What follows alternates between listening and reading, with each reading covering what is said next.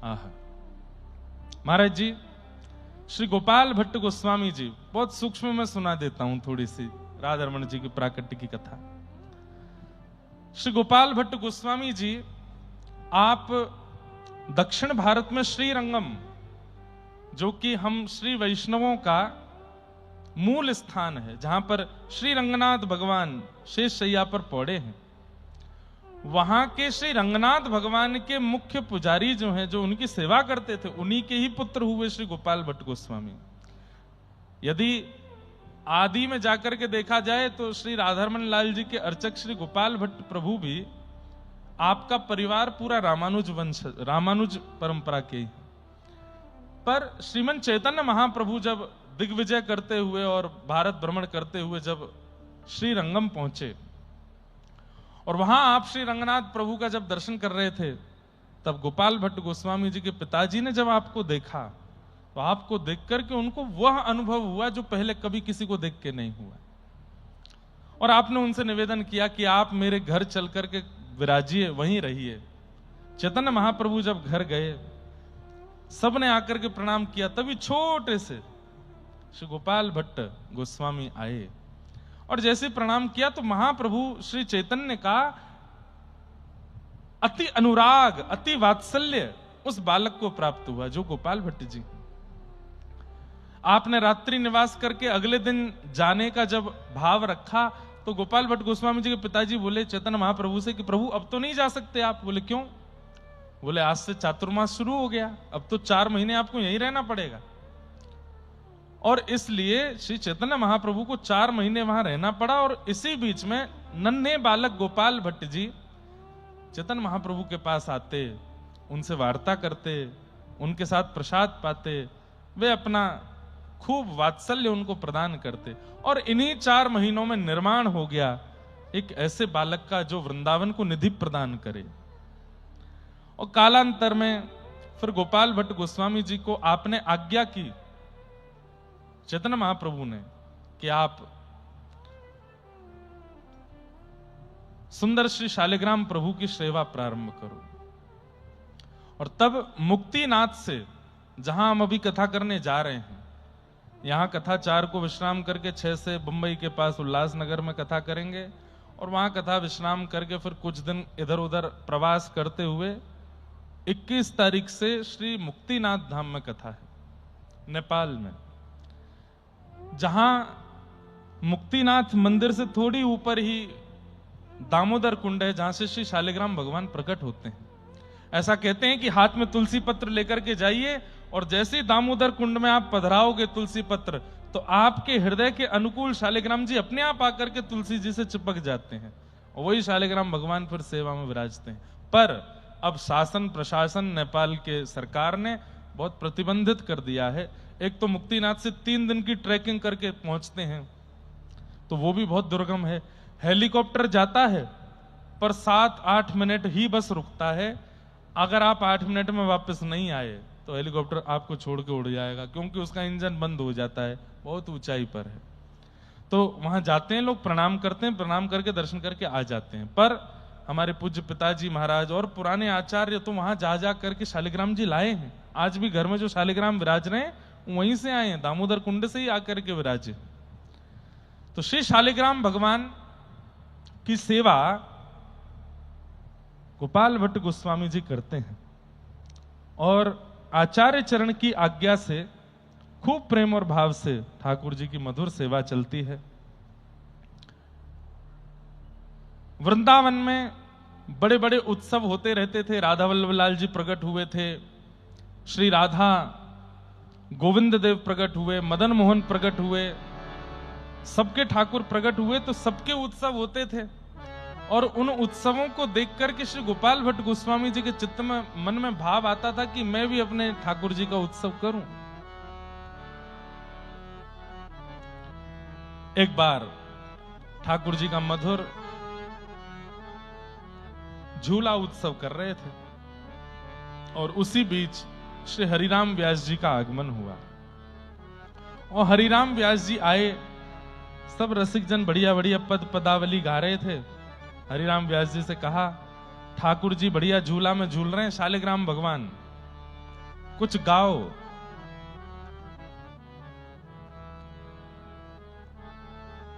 हरिराम व्यास जी ने पहले तो ठाकुर जी को देखा, शालिग्राम भगवान, बोले अब इनके लिए क्या गाएं, इनकी आंख नाक कान मुंह मानहु भटा कढ़ी में बोरे,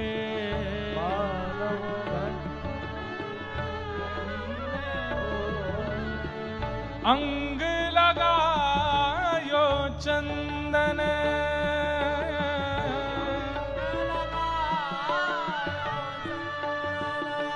ओ झूले रे झूले मेरे गंडकी नंदन, झूले रे झूले मेरे। क्या कह रहे हैं? अब आप अपने ठाकुर जी का उत्सव करो और कोई आकर के आपके ठाकुर जी को गा तो रहा है, लेकिन उसमें कुछ ऐसी बात बोलते, बोले क्या बोल रहे हैं? बोले ऐसे लग रहे हैं ठाकुर जी जैसे मानो बैगन को कढ़ी में बोर के रख दिया हो। अंग लगायो चंदन, बोले शालिग्राम कैसे होते हैं? गोल गोल बैगन जैसे। और बोले बैगन को कढ़ी में अगर थोड़ा डुबा दो तो कढ़ी का पीलापन उसके ऊपर आ जाता है। तो ऐसे ही लग रहे हैं कि मानो जैसे भट्टा माने बैगन के ऊपर कढ़ी लगा दी हो, अंग लगायो चंदन। गोपाल भट्ट गोस्वामी जी बोले आप पद गा रहे हो कि क्या कर रहे हो? हमारे ठाकुर जी के बारे में क्या बोल रहे हो? हरिराम व्यास जी थोड़े विनोदी स्वभाव के थे, बोले बुरा मत मानो, अब जैसे ठाकुर जी हैं वैसा ही तो वर्णन करूंगा। अब भट्टा जैसे तुम्हारे ठाकुर जी हैं तो फिर वैसे ही वर्णन होएगा। आगे क्या गा रहे हैं? आहा, हाथ न पाए नैन नहीं नासा, हाथ न पाए, हाथ न पाए नैन नहीं नासा, हाथ न पाए नैन नहीं नासा। ना इनके हाथ हैं, ना इनके पाम हैं, ना इनकी नाक है, ना इनके नेत्र हैं। ध्यान करत कछु होत आनंदन, ध्यान करत कछु होत आनंदन। जालंधर और वृंदावल्लभ, जालंधर और वृंदावल्लभ। गावे व्यास कहाँ कही छंदन, गावे व्यास कहाँ। ना इनकी नाक है, ना इनके आंख है, ना कान है, ना हाथ है, ना पैर है। मैं क्या वर्णन करूं इनका? बस एक ही चीज दिख रही है। बोले क्या? जालंधर की पत्नी तुलसी जी इनके ऊपर पधराई हुई है, नीचे भट्टा जैसे ठाकुर जी बैठे हैं। अब कोई ध्यान आ ही नहीं रहा है चित्त में, तो मैं क्या गाऊं? और ऐसा गा करके थोड़ा हंसी मजाक सा करके हरिराम व्यास जी वहां से चले गए। लेकिन महाविषाद दे करके चले गए किसको? गोपाल भट्ट गोस्वामी जी को। इधर देखो सब लोग, जहां देखो। गोपाल भट्ट गोस्वामी जी अपने ठाकुर जी शालिग्राम जी को देखें, कहें जय जय। गोविंद देव जी के नेत्र हैं, मदन मोहन जी के नेत्र हैं, गोपीनाथ जी के हाथ पैर हैं, मेरे राधारमण प्रभु के कोई कुछ क्यों नहीं है? आप केवल शालिग्राम जैसे ही क्यों हो? आपके आंख नाक मुंह कान क्यों नहीं है? आप इस विरह में चले गए कि आपके नेत्र क्यों नहीं है नाथ, आपके कान क्यों नहीं है, आपके हाथ क्यों नहीं है? और तभी अब उत्सव चल रहा था तो कोई आकर के पद गा रहा था, कोई आकर के स्तुति गा रहा था, कोई आकर के वेद की ध्वनि, वेद की ऋचाएं सुना रहा था। एक व्यास जी आए, उनसे कहा आप कुछ प्रवचन कर दो। तो व्यास जी बोले आज नरसिंह चतुर्दशी है, कल की बात थी। बोले हम प्रहलाद जी का चरित्र सुनाते हैं। प्रहलाद जी का चरित्र चल रहा था, गोपाल भट्ट गोस्वामी जी झूला झुला रहे हैं अपने श्री शालिग्राम भगवान को। और तभी वो कहते हैं कि प्रहलाद के प्रेम के वशीभूत होकर के भगवान खंभ भेदन करके नृसिंह बन करके प्रकट हो गए। बोलो नृसिंह भगवान की जय। गोपाल भट्ट गोस्वामी जी का चिंतन कहां गया? बोले आप खंभ से प्रकट हो सकते हो तो शालिग्राम से क्यों नहीं? और आप तो बस जिद में अड़ गए। बोले नाथ जब प्रहलाद के लिए खंभ भेदन करके आ सकते हो तो मेरे लिए शालिग्राम से नहीं आओगे? रात भर विरह। बंधुओं, एक बात तो माननी पड़ेगी, विरह प्रकट करता है ठाकुर जी को। मैं ये बात हमेशा कहा करता हूं कि प्रेम लक्षणा भक्ति में यदि नेत्र सजल नहीं होते हैं, ठाकुर जी की याद में, ठाकुर जी के स्मरण में कथा सुनते हुए यदि नेत्रों से अश्रुपात नहीं होता है, बहुत दूर हैं ठाकुर जी आपसे। लेकिन कई लोग आकर के कहते हैं, महाराज जी बहुत छोटी छोटी बात कथा में आप कह देते हैं, हमारा मन इतना भारी हो जाता है, नेत्रों से अश्रुपात होने लगते हैं, बस लगता है सब छोड़ के वृंदावन चले जाएं। ये बहुत बड़ी कृपा है कि आपको इतना विरह होता है। विरह प्रसाद में देते हैं ठाकुर जी। आजकल लोगों को प्रेम मिल जाता है, भक्ति मिल जाती है, ज्ञान हो जाता है, वैराग्य हो जाता है, पर विरह नहीं मिलता, विरह नहीं मिलता। बहुत प्रयास करता हो वृंदावन जाने के और हर बार वो विफल हो जाता हो, समझ जाओ ठाकुर जी उसको विरह देना चाहते हैं। और एक बार तो ऐसा हो जाए कि बस रोने लग जाए वृंदावन की याद में, व्याकुल हो जाए वृंदावन के लिए, समझ जाओ कि अब चित्त पवित्र हो रहा है, अब शुद्ध हो रहा है हृदय। इतना विरह हुआ श्री गोपाल भट्ट जी को कि नाथ आप क्यों प्रकट नहीं हो रहे हैं, और रोते रोते रोते आप सो गए। सुबह यमुना स्नान करने के लिए चले गए, आकर के अपने ठाकुर की सेवा करनी थी, लेकिन अभी भी विरह में ही थे। यमुना स्नान करते हुए भी रो रहे हैं, वापस आते हुए भी रुदन कर रहे हैं कि मेरे ठाकुर जी शालिग्राम ही क्यों हैं, क्यों इनके आंख नाक मुख क्यों नहीं है। आपने दीप प्रज्वलित करके जैसे ठाकुर जी की मंगला के लिए शालिग्राम भगवान के सन्मुख बैठे, तो क्या पाते हैं कि वहां तो शालिग्राम जी के सिंहासन पर एक कपड़ा ऐसे उठा हुआ है, जो रात्रि में चद्दर सी उड़ाई थी ठाकुर जी को, वो उठी हुई है, मतलब ऐसे खड़ी पर किसी ने डाल दिया हो। आपने पहले विचार किया कि कोई सर्प आदि तो नहीं आ गया है, ये क्या है? और जैसे ही कपाट खुले हैं, मानो उस पर्दे को हटाया है, उस आवरण को हटाया है। श्री राधा रमण लाल की। ऐसे सुंदर ठाकुर जी के मधुर चरणार विंद हैं। उसके बाद ऊपर देखा तो ऐसे सुंदर घुटने हैं, ऐसी सुंदर जंगा है। आहा, उधर देख करके तो गोपाल भट्ट गोस्वामी जी अति आनंदित हो गए। वक्ष का दर्शन करके तो मानो हृदय पर आलिंगन करने की इच्छा होने लगी। ऐसे गदमदरा से ठाकुर जी की भुजाओं को देख करके तो नेत्र सजल होने लगे। और जैसे ही मुखमंडल का दर्शन किया, श्री गोपाल भट्ट गोस्वामी जी तो वारे वारे जा रहे हैं। लेकिन तभी आपने मन को समझाया, अरे किसके ठाकुर जी हैं, पता नहीं किसके हैं, मेरे शालिग्राम प्रभु कहाँ हैं। आप उनको ढूंढने लगे और जैसे ही नहीं मिले तो आपने उन ठाकुर जी को जब उठाया, हाथ उठाने के लिए जैसे ही पीछे गए तो पीछे कमर के पास ही श्री शालिग्राम भगवान, उन्हीं में से श्री राधा रमन लाल प्रकट हो गए। और प्रकट होकर के श्री गोपाल भट्ट गोस्वामी जी को सुख प्रदान किया। ऐसे वृंदावन के प्राण धन, अति प्यारे, अति सुंदर।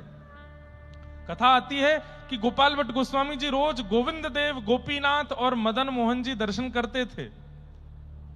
और आपके मन में भाव आता था कि ऐसे ठाकुर मेरे हों, ऐसे ठाकुर मेरे हों, गोविंद देव जी जैसे नेत्र हों, और गोपीनाथ जी जैसी कमर हो, मदन मोहन जी जैसे चरणारविंद हों। और वही हुआ। श्री राधारमन लाल जी तीनों ठाकुरों का मिलित स्वरूप हैं, गोविंद देव, गोपीनाथ और मदन मोहन।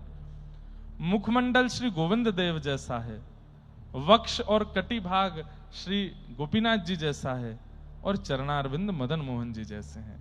ऐसे त्रिलोकी नाथ अत्यंत सुंदर श्री राधारमन लाल वृंदावन में प्रकट हुए। पुनः बुलाया गया और सब आचार्य आए। हरिराम व्यास जी आए। हरिराम व्यास जी आए, बोले वही गंडकी नंदन जी का उत्सव है क्या? बोले हाँ आओ। गंडकी मतलब नदी गंडकी, और उससे जो प्रकट हो गंडकी नंदन।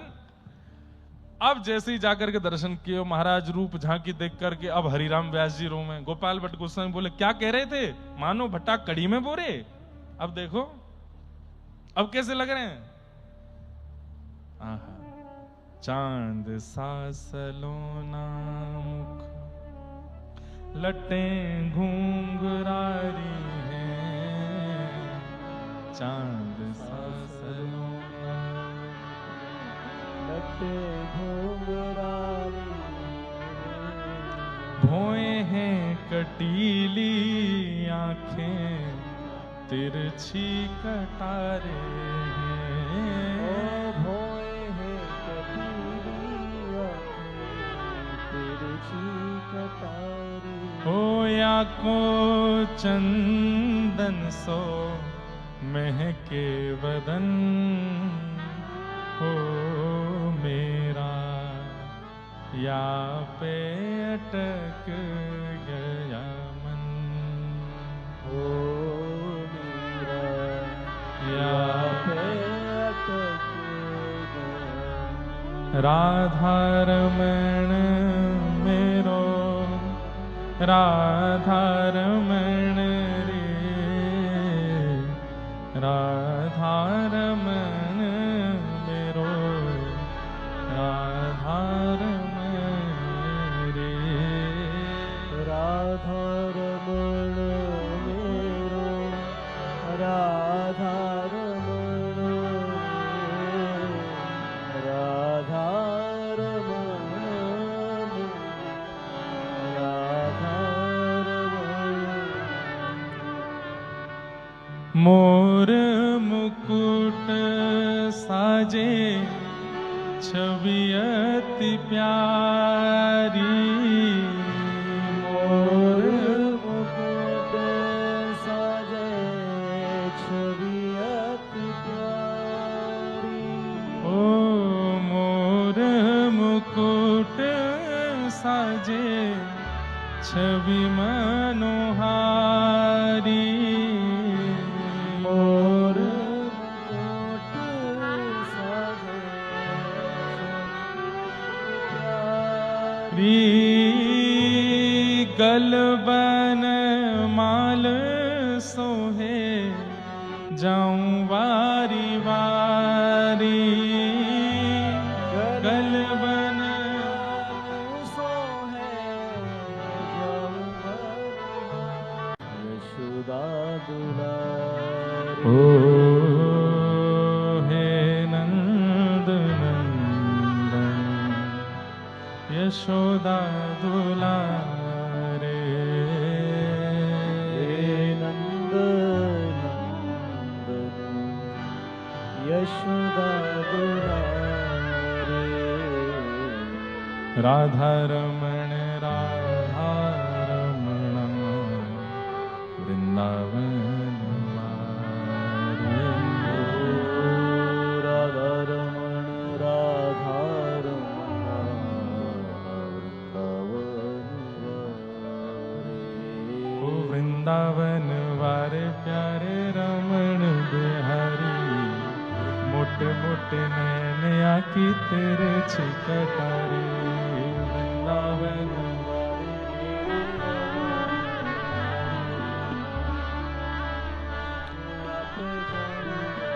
देखो हमारे संग वालों को याद नहीं है, हमारे सब वैष्णवों को याद है। ले अरे राधा रमण जी और गिरधर लाल जी एक संग है। अब आपको तो नहीं दिखेंगे, दो भुजा से राधा रमण जी और दो भुजा से गिरधर लाल हैं। वाह, महाराज जी को दर्शन कराओ। लाला महाराज जी जहां विराज रहे हो इनके दर्शन करा के लाइयो, बहुत सुंदर है।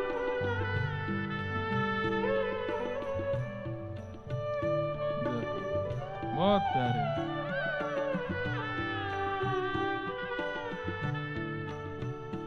ओ वृंदावन वारे प्यारे रमण बिहारी, मोटे मोटे नैन आखी तेरे छिकटारे।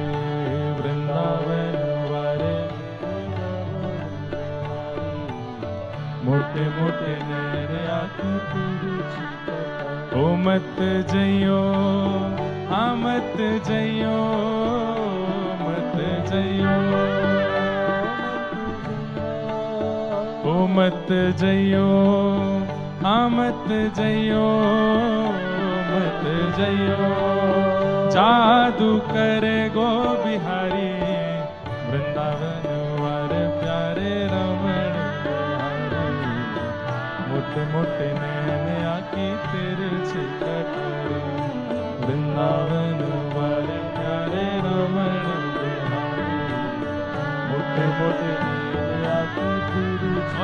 बंधुओं, इस पद की जो अंतिम पंक्ति है ना, वो लाल जी के भाव हैं। श्री गिरधर लाल जी भी बहुत प्रेम करते हैं राधा रमन जी से, और प्रतीक्षा कर रहे हैं कि किसी दिन श्री राधा रमन लाल जी और गिरधर लाल जी का मिलन होगा, दोनों एक साथ मिलेंगे, एक साथ झूमेंगे।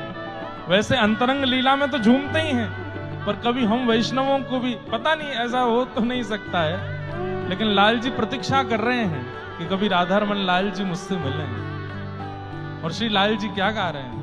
एक दिन श्यामा संग आओ वन चारी, एक दिन श्यामा संग आओ वन चारी। ओ एक दिन श्यामा संग आओ वन चारी, एक दिन श्यामा संग आओ वन चारी। क्यों? ओ गिरधर लाल जो है बाट तिहारी, गिरधर लाल जो है बाट हो बाट तिहारी। संग मेल संग मेल संग मेल बरसाओ प्रेम रस भारी। राधा रमण राधा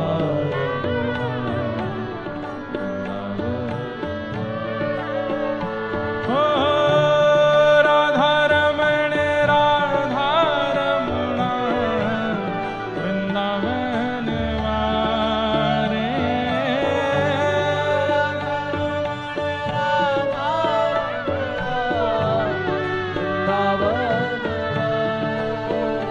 ओ हे नंद नंदन यशोदा दुलारे।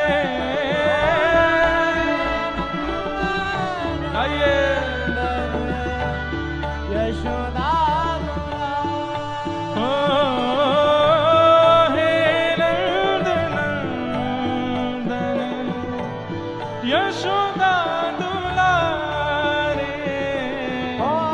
हे नंद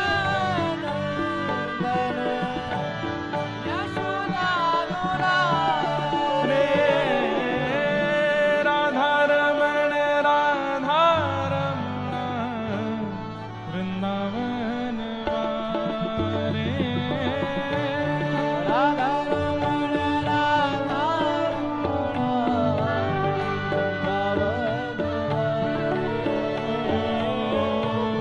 वृंदावन वारे वृंदावन वृंदावन वारे। श्री राधा रमण लाल की। ऐसे प्यारे राधा रमन लाल जी को बारंबार प्रणाम करते हैं, बारंबार वंदन करते हैं। श्री परमानंद दास जी का पावन चरित्र हम लोग श्रवण कर रहे थे, उसी चरित्र को आगे बढ़ाते हुए क्रम में प्रवेश करेंगे। और आज अष्ट सखाओं की वार्ता यहां विश्राम होगी। फिर रात्रि में महाराज जी से आज्ञा लेंगे कि शेष 3 दिन 2 भाव हैं, या तो चैतन्य चरितामृत सुनावें, चैतन्य चरित्र सुनावें, और या फिर महाराज जी से आज्ञा लेकर के कुछ और भक्तों के भी भाव मन में हैं, उन चरित्रों को कहने का प्रयास करेंगे। महाराज जी जैसी आज्ञा करेंगे वैसा होगा। तो परमानंद दास जी का कल हम लोग श्रवण कर रहे थे कि उनको श्रीमद् वल्लभाचार्य प्रभु ने ब्रह्म संबंध दिया और आपने नंदोत्सव का पद गाया। हेरी है भैया हो आज नंद लाए के आनंद भरे। कल हम लोगों ने खूब उत्सव भी मनाया। और एक बात बता दें, कल 2 तारीख, परसों 3 तारीख, 3 तारीख को यहाँ नंदोत्सव मनाया भी जाएगा और 3 तारीख को, क्योंकि 4 को कथा विश्राम है और यहाँ नंदोत्सव फिर अच्छे से ही मनेगा। मनता है तो फिर अच्छे से ही मनता है, और अच्छे से कैसे मनता है वो तो जो रुकेंगे उनको पता चलेगा। बस अब ये सोच लीजिएगा कि यहाँ नीचे गोदावरी जी बह रही होंगी और ऊपर कम से कम दूध घी दही बह रहा होगा। इतना यहाँ पे आनंद होता है। और केवल दूध घी दही नहीं, थोड़ी देर बाद आप जब अपने तन को सूंघेंगे तो लगेगा अरे मौसमी की सुगंध आ रही है। थोड़ी देर बाद इधर से यहाँ अरे तो अंगूर की सी खुशबू आ रही है, कहीं से इत्र की सी, कहां से क्या पड़ेगा कुछ पता नहीं चलेगा। तो हमें तो लग रहा है कि स्थान छोटा पड़ जाएगा, कहां करेंगे महाराज जी। बस मैं कह दूं महाराज जी योजना बनाएंगे तो अब देखना योजना कुछ और ही बनेगी फिर। तो यहाँ नंदोत्सव गोपाल काला महाराष्ट्र में होता है, तो गोपाल काला होगा। और कुछ मराठी हमारे कृष्णा जी बैठे हैं, इनसे हम सीख लेंगे थोड़ा। इनके संग में आज भी हमको रात में गाना है, वो मराठी ब्रजभाषा वाला आज भी गाएंगे। तो जो लोग उस रात्रि नहीं बैठ पाए थे आज जरूर बैठना, आज सुनाएंगे आपको। ये मराठी में गाएंगे, हम ब्रजभाषा में गाएंगे वही पद संत श्री एकनाथ जी महाराज का। और श्री दूसरा पद हाँ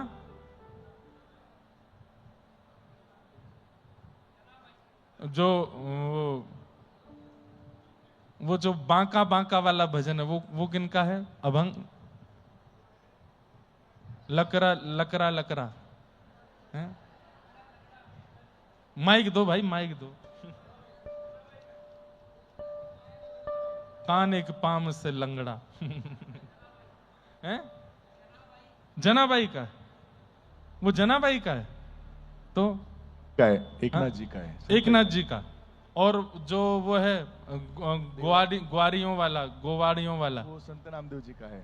नामदेव जी का, हाँ। तो एक नामदेव जी का पद है और एक संत श्री एकनाथ जी का पद है। बहुत बढ़िया है, आप लोग आनंद से झूम उठोगे। इतना बढ़िया हमारे कृष्णा जी मराठी में गाएंगे और हम उसको हिंदी भी नहीं ब्रजभाषा में उसका रूपांतरण। हमारे गोविंद माउली आए कि नहीं? कहाँ है गोविंद काका? बैठे हैं, हाँ वो बैठे। आपने पहले मराठी से उसका हिंदी में रूपांतरण किया और फिर आपके पास बैठ के हम लोगों ने फिर उसका ब्रजभाषा में रूपांतरण किया।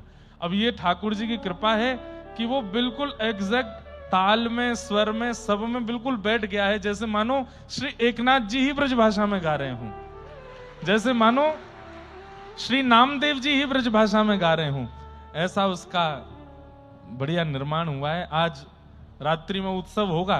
श्री दत्त प्रभु की पालकी के बाद में एकांत यहाँ उत्सव चलेंगे, उसमें सुनाएंगे, सुनिएगा सब लोग। तो परमानंद दास जी, आपने खूब सुंदर नंदोत्सव का पद गाया, खूब प्रसन्न हो गए। तब फिर गुसाई श्रीमद वल्लभाचार्य प्रभु से आपने प्रार्थना की, तो वल्लभाचार्य प्रभु ने कहा कुछ मांगो, हम तुमसे बहुत प्रसन्न है परमानंद दास, कुछ मांगो। तब परमानंद दास जी ने बहुत सुंदर पद गाया है और ये पद लगभग हर वैष्णव को याद रहना चाहिए जो ब्रज में निवास नहीं करते उनको।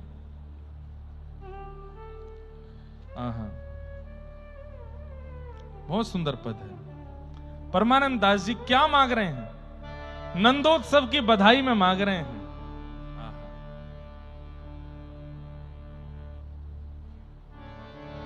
यह मांगू गोपी जनवल्लभ, यह मांगू गोपी जनवल्लभ। सब गाओ। यह मांगू गोपी जनवल्लभ, यह मांगू गोपी जनवल्लभ। क्या? मानुष जन्म और हरि सेवा, मानुष और हरि से बंधुओं, जैसे आप अपने घर पूर्णिमा का उत्सव करते हो, एकादशी का उत्सव करते हो, रामनवमी का, जन्माष्टमी का, सीता नवमी का, आचार्य उत्सव, जो भी उत्सव करते हो पूरा उत्सव कर लीजिए। उत्सव के विश्राम में इस पद को गाया कीजिए। उत्सव के विश्राम में प्रार्थना करते हुए याचना करो कि हमें आपसे बस इस उत्सव की बधाई में यही चाहिए। मानुष जन्म और हरि सेवा, मानुष जन्म और हरि सेवा, ब्रजवसी वो दीजे मोहे सुलभ, ब्रजवसी वो दीजे मोहे सुलभ, यह मांगू गोपी जन वल्लभ, यह मांगू गोपी जन वल्लभ, यह मांगू जन वल्लभ। श्री वल्लभ कुल को हो चेरो, श्री वल्लभ कुल को हो चेरो, श्री वल्लभ कुल को हो चेरो, श्री वल्लभ कुल को चेरो, वल्लभ कुल को चेरो, वल्लभ कुल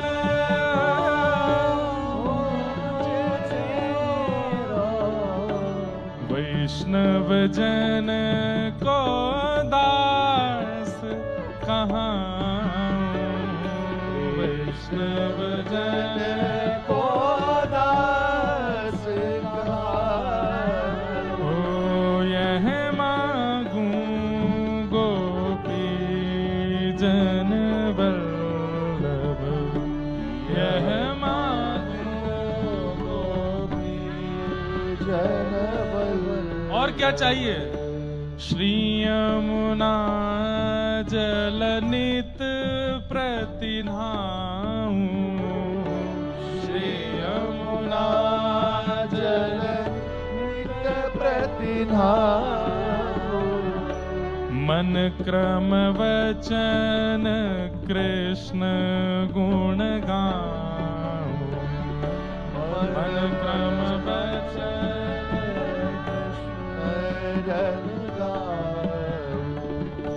श्रीमद् भागवत श्रवण सुनु नित, श्रीमद् भागवत श्रवण सुनु नित, श्रीमद् भागवत श्रवण सुनु नित, श्रीमद्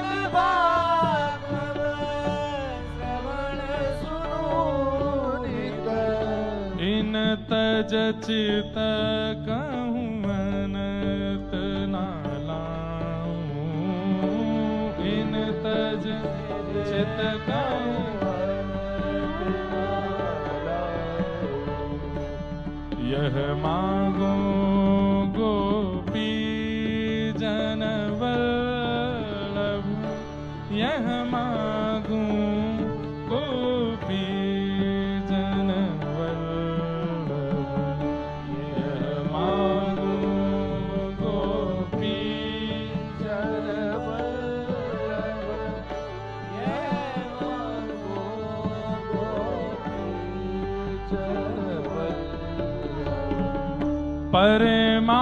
परमानंद दास यह मागत, परमानंद दास यह मागत। अंतिम बात जो मांगी है ना बहुत सुंदर है। परमानंद दास यह मागत,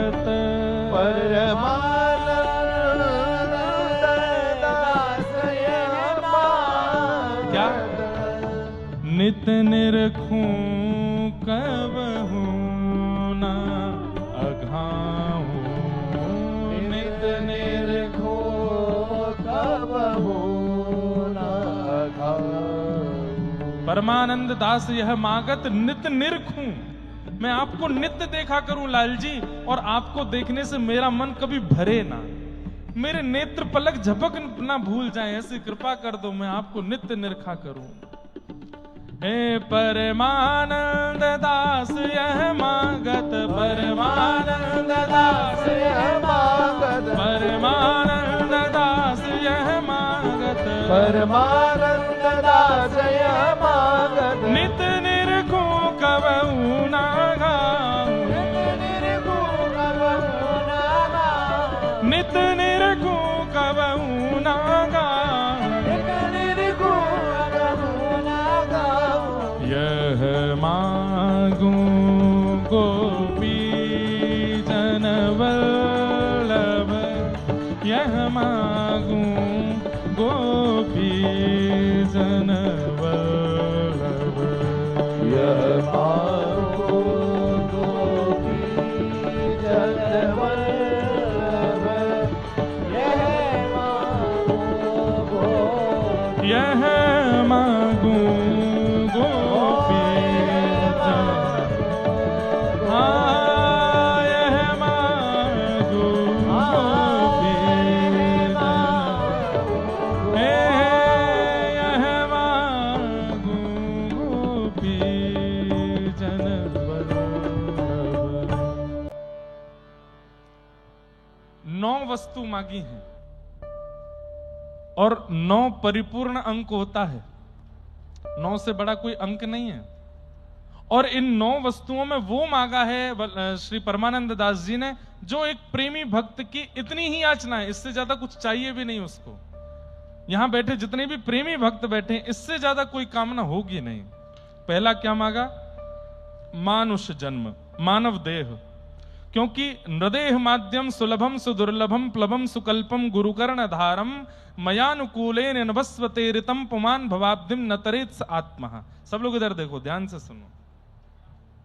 श्रीमद् भागवत जी के 11 स्कंद में नवयोगेश्वर संवाद में कहते हैं, हमें मानव देह मिला है, हम मानव हैं, ये इस बात का प्रमाण है कि ठाकुर जी ने हमें हमसे उम्मीद करके भेजा है कि तुम अपना उद्धार करके आओगे, अपना कल्याण करके आओगे, इसलिए भगवान ने हमको मानव देह दिया।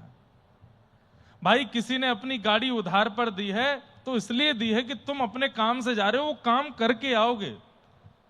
अब तुम गए गाड़ी लेकर के और गाड़ी को 4 जगह मार लाए, उसकी हेडलाइट तोड़ लाए, उसके जो है क्या कहते हैं टायरों को फाड़ लाए, पंचर कर, यही तो कर रहे हैं हम लोग। भगवान ने देह रूपी गाड़ी दे करके भेजा, बोले तुम अपना कल्याण करके आना पृथ्वी पर जा करके। लेकिन हम क्या कर रहे हैं?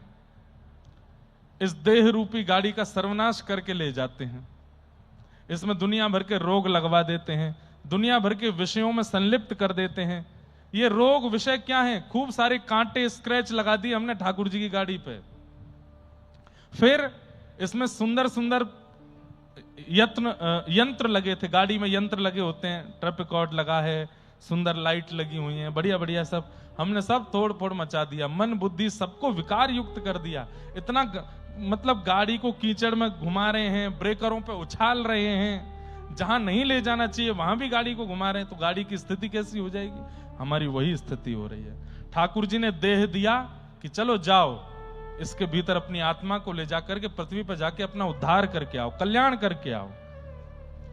लेकिन हम लौट आकर के जब गाड़ी लेके जाते हैं तो ठाकुर जी कहते हैं, अरे राम राम राम, ये क्या किया तेने? सर्वनाश कर लाए हो इसका, इससे विषय भुगवाए तुमने, उल्टा सीधा इससे क्या कहते हैं जीव जंतुओं को खा करके आए हो, इस शरीर से मदिरा पान करके आए हो, छल कपट ईर्षा द्वेष अभिनिवेश अहंता ममता ये सब संसार में करके आए हो तुम। गंगा स्नान कराया था इस शरीर को ना, वो तो नहीं करा पाए, क्यों? काले हो जाएंगे हम, कैसे नवा दें? तब ठाकुर जी दंड के रूप में कि देह मिला, अवसर मिला, समय मिला, सब कुछ मिला, फिर भी तुम अपना कल्याण नहीं कर पाए, जाओ नरक में। और यमराज जी से कहते हैं कि इसको इतनी यातनाएं दो कि ये रो रो के बेहाल हो जाए, तब फिर नरक जाना पड़ता है। और नरक में फिर यातना देह प्राप्त होता है, जिस यातना देह की मृत्यु नहीं होती लेकिन कष्ट पूरा होता है, उस यातना भोग देह से खूब हमको फिर भोगना पड़ता है। तो इस बात का प्रमाण है कि अगर हम मानव बन के आए हैं तो ठाकुर जी उम्मीद करके भेजा है कि तुम अपना कल्याण करके आओगे। तो नृदेह माध्यम सुलभम सुदुर्लभम, भगवान श्री कृष्ण कहते हैं इस संसार में सबसे ज्यादा दुर्गम यदि कुछ है, सबसे ज्यादा मुश्किल यदि कुछ है, तो वो मानव देह प्राप्त करना। ये मानव देह मिलता नहीं है। आज मैं और आप, हम सब जो बैठे हैं ना, हमने लाखों लाखों वर्ष भगवान से प्रार्थना की होगी। कभी हम गिरगिट बने होंगे, कभी हम छिपकली बने होंगे, कभी हम चेंटी बने होंगे, कभी हम कॉकरोच बने होंगे, कभी हम मछली बने होंगे, कभी हम हाथी बने होंगे, कभी घोड़ा बने होंगे। और हर योनि के बाद ठाकुर जी से जाके कहा होगा, एक बार मानव बना के तो देखिए मुझे, एक बार भेजिए तो सही पृथ्वी पर, मुझसे एक बार उम्मीद तो रखो। तब ठाकुर जी कहते नहीं, जा एक बार और जा। अब क्या बना के? वेल मछली बन के जा, तू समुद्र में डोलना खूब। 84 लाख योनियों में ठाकुर जी दौलाते रहते हैं। और जब अनेक प्रयास करने पर, अनेक मृत्यु हो जाने के बाद जब हम ठाकुर जी से कहते हैं एक बार बना तो दीजिए मानव, तब अंत में ठाकुर जी कहते हैं ठीक है, लोन में, ऋण में तुमको ये शरीर दे रहा हूं। इसका लोन भरा कैसे जाएगा? बोले हर महीने भगवान नाम स्मरण करने से लोन चुकेगा। महीने 2 महीने में पावन तीर्थ धामों का गमन करने से, वहां मंदिरों का दर्शन करने से लोन चुकेगा। आचार्यों की, गुरुजनों की वाणी सुनकर के पालन करने से लोन चुकेगा। माथे पर उर्ध्वपुंड धारण करने से, एकादशी व्रत करने से लोन चुका जाएगा। और जो इन वैष्णव क्रियाओं को करता रहेगा, भगवान नाम उच्चारण करते हुए जीवन यापन करेगा, उसका लोन चुकता चला जाएगा। ठाकुर जी बोले, और फिर हम इतने दयालु हैं कि जब व्यक्ति अच्छा खासा समय भक्ति भजन में निकाल देता है, 35, 40, 50 वर्ष हो गए भजन करते करते, और उसके बाद जब वो प्राण त्यागता है तो उसका जो ऋण शेष रह जाता है उसको हम माफ कर देते हैं। और उसको फिर उसका ऋण जो बचा हुआ कुछ लोन रहता है उसको माफ करके फिर हम उसको अपने निज परिकर में स्थान दे देते हैं। निज परिकर में स्थान मतलब ठाकुर जी फिर अपने निज परिकर में रखते हैं। और फिर जब ठाकुर जी आएंगे पृथ्वी पर तो अपने परिकर के रूप में हमको संग लेकर के आएंगे। जैसे नंद बाबा आए, यशोदा जी आए, श्री दामा, तन सुखा, मन सुखा, धन सुखा, रोहिणी मैया, भगवान कृष्ण के अवतरण पर जितने भी आए सब भगवान का परिकर आया। वो परिकर कौन है? वही है जिनको ठाकुर जी ने जन्म मरण के चक्कर से मुक्त करके अपने पास रख लिया है, उन्हीं को ठाकुर। कहां तक कहें, रावण भी भगवान का द्वारपाल ही आया है। जय विजय, कुंभकर्ण और रावण, एक भी कैरेक्टर नया नहीं होता, सब वैकुंठ से ही आते हैं भगवान की लीला में। तो मानव देह प्राप्त हुआ है, इसका मतलब ठाकुर जी ने हमसे उम्मीद रखी है कि तुम अपना कल्याण करके आओगे।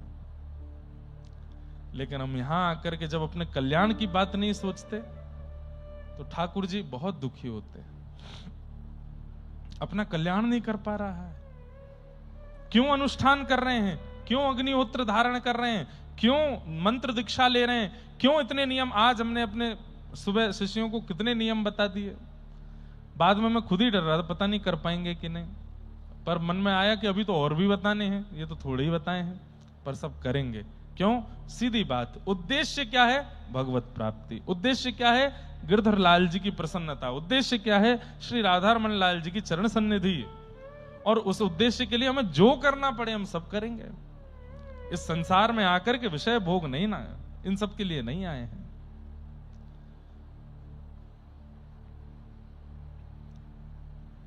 नृदेह माध्यम सुलभम सुदुर्लभम। ठाकुर जी कहते हैं इस संसार में सबसे मुश्किल है मानव शरीर प्राप्त करना, और यदि तुम मानव हो तो अपनी कमर ऐसे थपथपाओ। बोले बेटा बहुत लंबी यात्रा करके ठाकुर जी को बड़ी याचनाओं से मना करके तू मानव बना है। और भगवान कहते हैं मानव बनने के बाद नृदेह माध्यम सुलभम सुदुर्लभम प्लवम सुकल्पम गुरुकर्ण धारम। मानव देह मिल जाने के बाद इस मानव देह से क्या करना है, क्या नहीं करना है, कैसे करना है, कैसे नहीं करना है, इससे कैसे अपना उद्धार करना है, ये बताने वाले सद्गुरु मिल जाएं तो भगवान कहते हैं 4 चांद लग गए। प्लवम सुकल्पम गुरुकर्ण धारम। यदि गुरु रूपी केवट मिल गया है तो संसार रूपी सागर से पार कर देगा। गुरु कैसा हो? बोले जो स्वयं भी भगवत सेवा में लीन रहता हो, स्वयं भी भगवत भाव में रहता हो, स्वयं भी प्रेम भाव में रहता हो, स्वयं भी ज्ञान मार्ग भक्ति मार्ग में निपुण हो और आपको भी वही भाव देने की प्रयास कर रहा हो, ऐसा गुरु यदि मिल जाए तो भगवान बोले अब तो तुमको कल्याण कराने से कोई रोक ही नहीं सकता। फिर भगवान क्या कहते हैं, जब देह मिलता है उसको एक सद्गुरु मिलते हैं, फिर उसके बाद मैं थोड़ा सा उसका सहायक बन जाता हूं व्यक्ति का। तो भगवान तो कहते आप क्या करते हो? बोले मयानुकूलेन नभस्वतेरितम, मैं अनुकूल हवा बन के बहने लगता हूं। अनुकूल हवा का मतलब क्या होता है? एकादशी है, ध्यान से सुनना, एकादशी है और पूरे दिन आपका अन्न खाने का मन ही नहीं हो रहा है तो समझो ठाकुर जी आपके प्रति अनुकूल हैं। आप दत्त धाम आए हो लेकिन यहां की सब व्यवस्थाओं में भी अति राजी हो, अति प्रसन्न हो तो मतलब ठाकुर जी अनुकूल हैं। मैंने बहुतों को देखा, कईयों को मैं परखने के लिए कुछ कर भी चुका हूं, लीला ऐसी कि उनको संग लेके आया परिकर के रूप में, विचलित हो गए 3-4 दिन में, महाराज जी अब जा रहे हैं हमसे, अब नहीं रह पा रहे, त्रिकाल स्नान और ये सब कैसे करें, अब देह हमारा एक्सेप्ट नहीं कर पा रहा। समझ आ जाती है कि ठाकुर जी अनुकूल नहीं है इनके लिए। मुक्ति धाम जैसे क्षेत्र, बद्रीनाथ धाम जैसे क्षेत्र, दत्त धाम जैसे क्षेत्रों पर नियमित रूप से रह लेना और मुख पर शिकन ना आने देना, इसका मतलब है कि ठाकुर जी आपके प्रति अनुकूल है, आपके देह को विचलित होने नहीं दे रहे हैं। दोपहर में मैं गंगा जी स्नान करने के लिए जा रहा था। पहले तो मैं नहीं जाता था गाड़ी से, पर हमको बहुत सारे कांटे वांटे लग गए पैर में, इसलिए गाड़ी से जा रहे हैं। तो पहले तो हम यहीं जाते थे नीचे सामने, पर यहाँ भीड़ बहुत रहती तो अब आगे जाते हैं। तो गाड़ी से जा रहा था तो जब गए तो वहां टेंट लगाए ना, इतनी तेज धूप में इतने सारे बालक अंदर पौड़े थे और मैं देखने का प्रयास कर रहा था कि इनके मुख पर शिकन तो नहीं है। वो सब बड़े प्रसन्न, खेल रहे हैं, कूद रहे हैं, आनंद कर रहे हैं, हंस रहे हैं, और 2-4 तो होंगे थोड़े से परेशान भी, लेकिन लगभग ज्यादातर प्रसन्न थे। इसका मतलब क्या है? ठाकुर जी आपके प्रति अनुकूल हैं, ठाकुर जी को अनुकूलता है, ठाकुर जी को इस पर कोई कष्ट, आपको कष्ट नहीं हो रहा है धाम में आके, भक्ति में आके, तप में आके, तो समझो ठाकुर जी अनुकूल हैं। अब बद्रीनाथ की भीषण ठंड में जाकर के हम सोचते हैं यार यहाँ कोई तपस्या कैसे कर लेता होगा। जिसके प्रति ठाकुर जी अनुकूल रहते हैं वो कर लेता है, और जिसके प्रतिकूल हैं वो वापस लौट जाता है। वृंदावन जाकर के भी छोटी गलियां दिखाई दी, गंदगी दिखाई दी, ब्रजवासियों का लड़पन दिखाई दिया तो समझो ठाकुर जी प्रतिकूल हैं।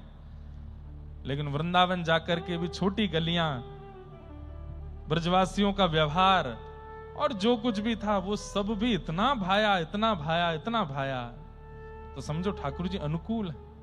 आपको दोष नहीं दिख रहा है, गुण ही गुण दिख रहे हैं, तो समझो ठाकुर जी आपके प्रति अनुकूल है। मयानुकूलेन नभस्वतेरितम पुमान भवाब्धिम न तरेत्स आत्मा।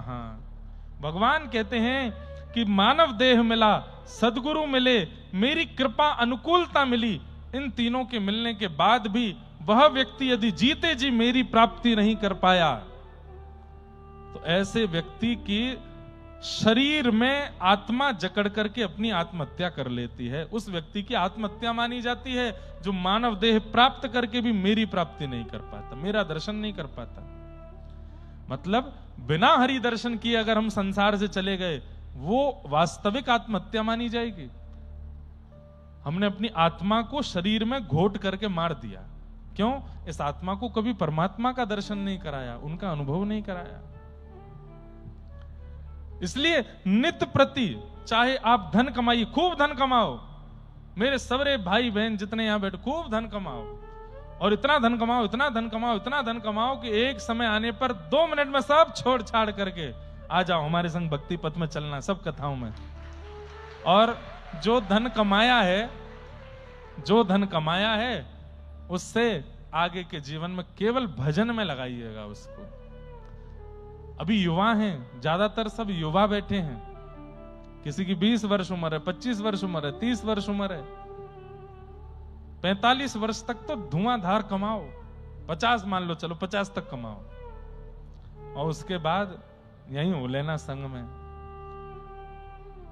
आप 50 के होगे तो मैं ज्यादा बड़ा थोड़ी हूं, 8 साल बड़ा हूं आपसे, जो 20 के हैं उनसे, तो हम भी 60 के हो जाएंगे, और फिर संग में ही खूब भजन करेंगे, कीर्तन करेंगे, कथा सुनेंगे, एक निष्ठ होकर के आनंद करेंगे।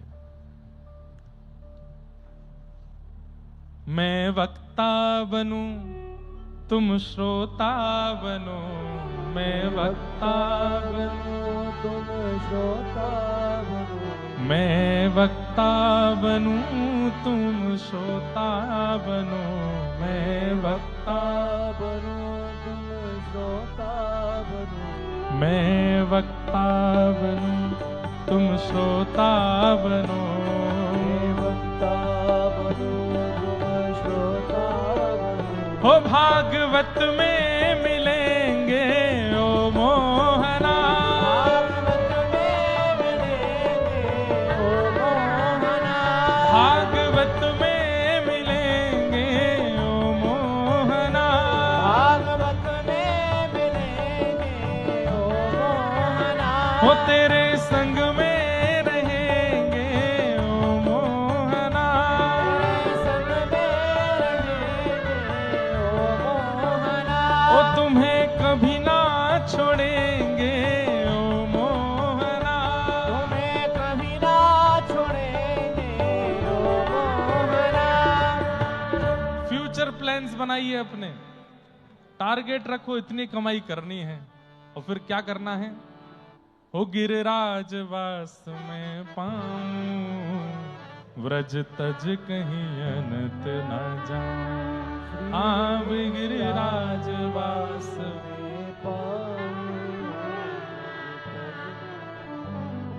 बस ऐसे ही हो जाओ। हम भी इसी प्रयास में लगे हैं, एक बार आएंगे दत्त धाम में, कभी नहीं बोल रहा मैं, इतना ही रहने दो, आऊंगा यहां पे कभी, खूब लंबे समय तक रहेंगे, खूब कथा सुनाएंगे, अपना अनुष्ठान भी करेंगे। महाराज जी ने सामर्थ्य दे दी, बस हमको लगना है। तो हमारी महाराज जी से बात हो रखी है, मास कथा तो हम कर चुके, अब अगली हमको अभी व्यस्तता के कारण 15 दिन ही दे पा रहा हूं मैं। महाराज जी बोले अभी चातुर्मास कथा रह गई है आपकी 4 महीने की, चातुर्मास कथा भी करनी है, और फिर उसके बाद संवत्सर कथा भी करनी है। संवत्सर कथा का मतलब 1 साल तक 365 दिन की कथा, और ये भैया यहीं हो सकती है, दुनिया में और कहीं तो नहीं हो पाएगी। दुनिया में पहली बार ऐसे आयोजक यजमान देखे हमने जिन्होंने 3000 आने वाले वैष्णवों के खाने पीने रहने सहने सबकी व्यवस्था की। इतने सारे बालक आए, सबकी व्यवस्था की है, और बिल्कुल कुछ ऐसा नहीं मेरे पास बार बार सब गुरुजी जन आएंगे, कुछ ऐसे कर दें, ऐसा कर लें, ऐसा। मैंने कहा गुरुजी मुझे तो बाहर सा लग रहा है, मैं बोल देता हूं सब बालक अपने आप रुक जाएंगे कहीं पे, यहाँ बस सुबह के सत्र में आ जाएंगे। बोले नहीं, दत्त धाम की ओर से सबकी व्यवस्था होगी। सदा दत्त प्रभु से आज हमने आप लोगों को कई वैष्णव, वैसे तो यहाँ बहुत लोग आ रहे हैं, पर विशेष रूप से जो बुलाए गए हैं 3 दिन के लिए, रामानुज दास और दासी, आप सबका हमने श्री दत्त प्रभु से संबंध भी करा दिया है। अब दत्त धाम आपका घर है, आते जाते रहिएगा। यहाँ पे कभी कभी आ जाया कीजिएगा, और आके क्या करना है, पड़े नहीं रहना है। यहाँ पे आके जो सेवाएं हैं, महाराज जी से पूछना हमें कुछ सेवा बता दीजिए। महाराज जी 2 दिन की छुट्टी थी, सोचे कहाँ जाएं, तो हम यहीं आ गए। कहीं नहीं जाएंगे, गोदावरी त्रिकाल स्नान करेंगे। 2 दिन ही त्रिकाल स्नान करो, मौन रहो, 2 दिन का पूर्ण मौन ले लो, बिल्कुल उठाना ही नहीं, मौन रहना है। महाराज जी से आज्ञा ले लेना, और गुरु मंत्र जो प्राप्त हुआ उसका खूब जप करना, दत्त प्रभु की सेवा करना, मार्जन करना, जो भी 2 दिन यहाँ बढ़िया, 1 दिन 2 दिन 3 दिन जब जब अवसर मिले आ जाया करो। महाराज जी खूब प्रेम से आपको स्वीकार करेंगे। तो हम निवेदन कर रहे थे कि मानव देह बहुत मुश्किल से मिलता है बंधुओं, मिल गया है तो शुक्र मनाइए, और इसको प्राप्त करने का जो पूर्ण साफल्य है, भगवत प्राप्ति और अपना कल्याण, वो हमें करना है। तो श्री परमानंद दास जी ने इस पद में 9 वस्तु मांगी। पहला बात, मानुष जन्म, और मानुष जन्म के साथ क्या मांगा? और हरि सेवा। दूसरा, गिनती करते जाइएगा, मानुष जन्म और हरि सेवा। और तीसरा क्या मांगा? ब्रज वसिवो दीजो मोहे सुलभ, ब्रज का वास। चौथा क्या मांगा? श्री वल्लभ कुल को हूं चेरो। अब इसमें तो वैसे वल्लभ कुल यानी पुष्टि मार्गी है, क्योंकि परमानंद दास जी पुष्टि मार्गी हैं। वल्लभ कुल का मतलब है भगवान श्री वल्लभ हैं, और उनके जो भी कुल हैं, चाहे वो रामानंदी परंपरा हो, रामानुजी परंपरा हो, गौड़िया वैष्णव परंपरा हो, चाहे वो हमारी निम्बार्क परंपरा हो, हरिदासी परंपरा हो, हरिवंशी परंपरा हो, किसी भी परंपरा में मेरी दीक्षा हो, श्री वल्लभ कुल को हूं चेरो, वैष्णव जन को दास कहूं। कितने हो गए? 5। मानुष जन्म, हरि सेवा, व्रजवसिवो, वल्लभ कुल को चेरो, और वैष्णव जन को दास। भक्तों का, संतों का, वैष्णव जनों का मैं दास रहूं। यमुना जल नित्य प्रति नहाऊं। 6वां मांगा, यमुना जल मेरे को दर्शन और स्मरण और स्नान को प्राप्त हो। 7वां मांगा, मन क्रम वचन कृष्ण गुण गाऊं। मन से, वाणी से और अपने कर्मों से केवल कृष्ण का ही रहूं। और कितने हो गए? 7। 8वां क्या मांगा? श्रीमद् भागवत श्रवण सुनू नित, श्रीमद् भागवत नित्य श्रवण करूं। 8वां ये मांगा। और अंतिम क्या मांगा? परमानंद दास यह मागत नित निरखूं, कब हूं ना अघाऊं। मेरे नेत्र कभी अघाए ना नाथ, कभी भरे ना आपको देखते हुए। देखते रहें, देखते रहें, देखते रहें। आहा, नयन भर देखूं नंद कुमार, नयन भर देखूं नंद, बिन देखे हूं विवश भई हूं, बिन देखे विवश भई हूं। रोम रोम सब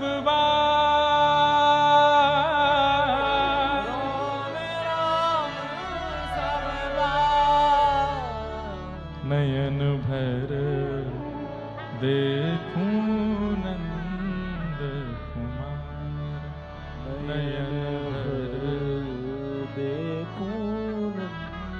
आहा, आपने जब ये मांगा कि हे ठाकुर जी मुझे ये दे दीजिए, तब वल्लभाचार्य महाप्रभु ने कहा, चलो परमानंद दास अब तुम्हें व्रज ले चलते हैं। और श्री परमानंद दास जी अपने गुरुदेव वल्लभाचार्य जी के साथ व्रजमंडल जा रहे हैं। रास्ते में कन्नौज पड़ा, जो इनकी जन्मभूमि थी। कन्नौज के आते ही आपके मन में एक इच्छा प्रकट हो गई कि जन्मभूमि है, एक बार एक रात्रि का यदि अवसर मिले तो महाप्रभु जी यहां विराजे। और आपने मन में सोचा ही था तो महाप्रभु जी ने कह दिया, अरे ये तो कन्नौज परमानंद दास की जन्मभूमि है। परमानंद दास जी बोले, जी गुरुदेव। बोले तो फिर आज रात यहीं रुकते हैं, चलो। और आप अपने घर गुरुदेव को ले गए, और वहां खूब आपके परिवारी जन, इष्ट मित्र जन सब ने आकर के महाप्रभु जी का दर्शन किया। तत्पश्चात प्रसाद आदि पाने के बाद आपसे महाप्रभु जी ने कहा, कुछ पद सुनाओ। तो पता नहीं कैसे श्री परमानंद दास जी के चित्त में विरह का पद आ गया, और आपने श्री विरह का पद गाया। हरि तेरी लीला के सुधियावे,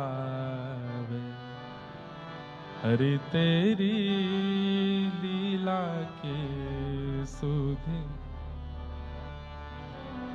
हरि तेरी लीला के सुधिया, हरि तेरी लीला की सुध आवे।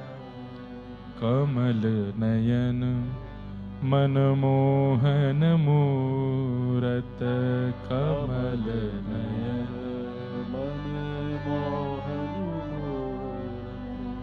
मन मन चित्र बनावे,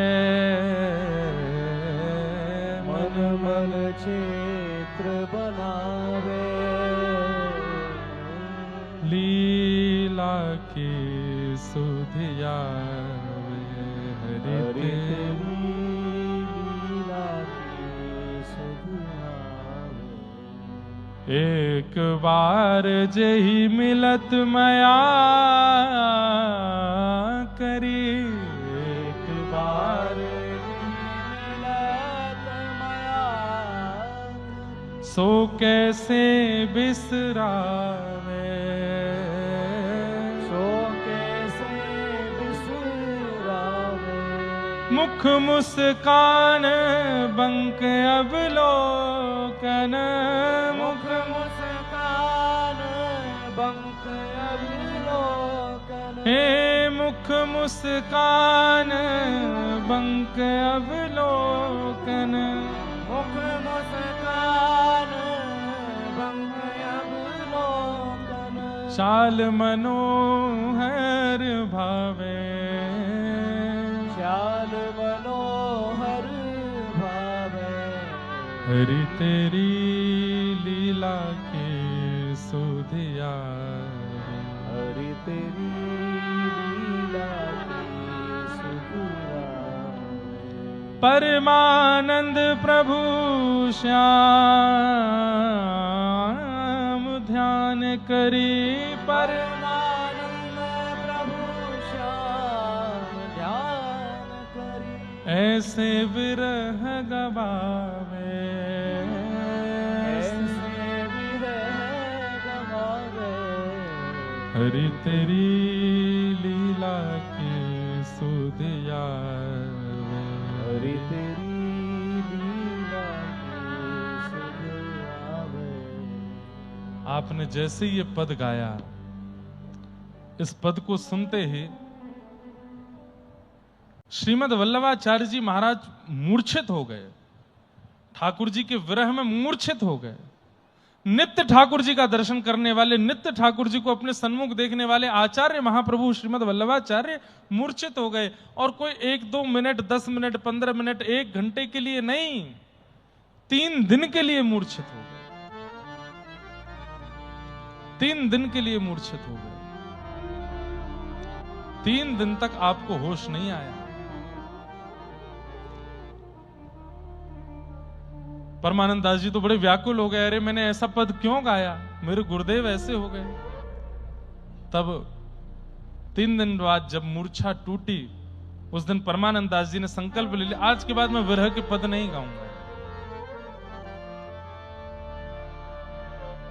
और आपने अपने गुरुदेव को प्रसन्न करने के लिए, अब परमानंद दास जी के चरित्र में पद ज्यादा है, बहुत पद गाए हैं, आपने फिर एक पद गाया, विमल यश वृंदावन के चंद को, विमल यश वृंदावन के चंद को।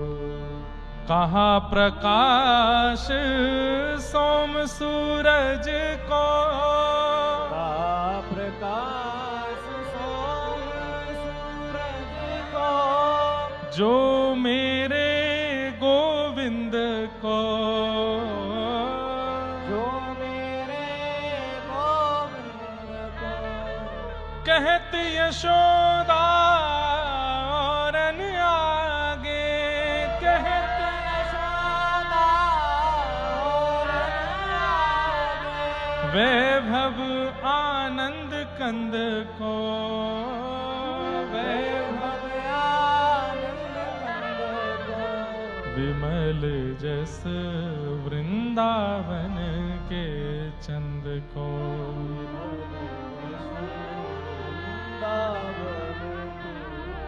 परमानंद दास जी कह रहे हैं, बोले भगवान गोपियां उल्हाना लेकर के पहुंच जाती हैं और नित्य यशोदा मैया शिकायत करें, मैया तेरो लाला देख हमारे घर में जाए के बछड़ा बचियान ने खोल के भाज गयो।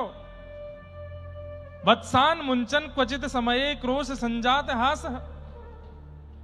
कोई दूसरी गोपी आए के कहे, मैया देख अपने लाला समझा ले, जो चोरी करन लगो है, माखन खावे, दूध खावे, दही चुरा चुरा के खा जाए हमारे घर को। अरे मैया ने अपने घर को दूध दही बढ़िया सो निकारे करो, तुम्हारो लाला पराये घर में जाए करके चोरी करे।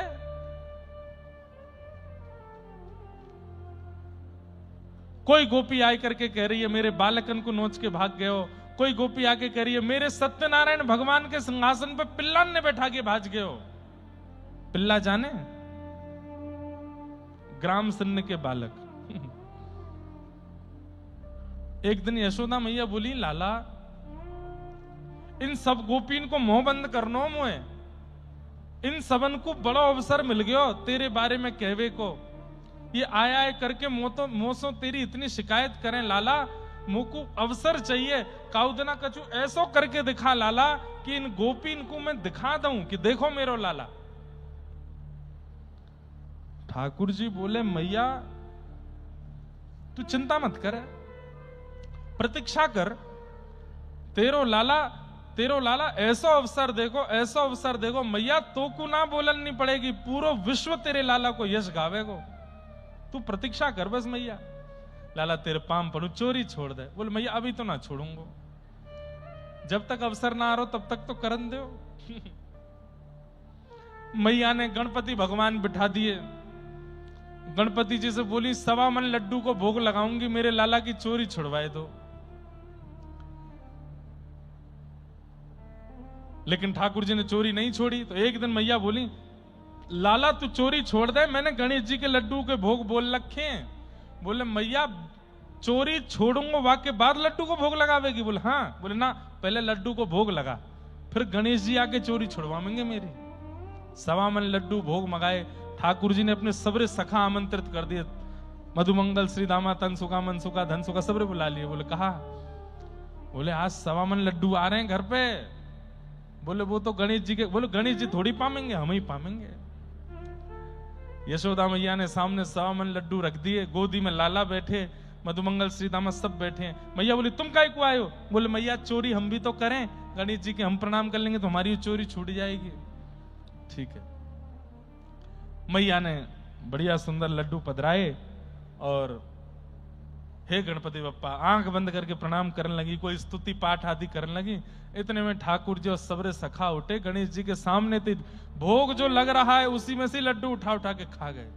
एक एक दो दो चार चार मुंह में भर लिए सब अपने, बंदरन में लुटाई दिए। मरकान भोक्षण विभजति सचेन नात्रिभांडम भिनत्ति, बंदरों में लुटा दिए।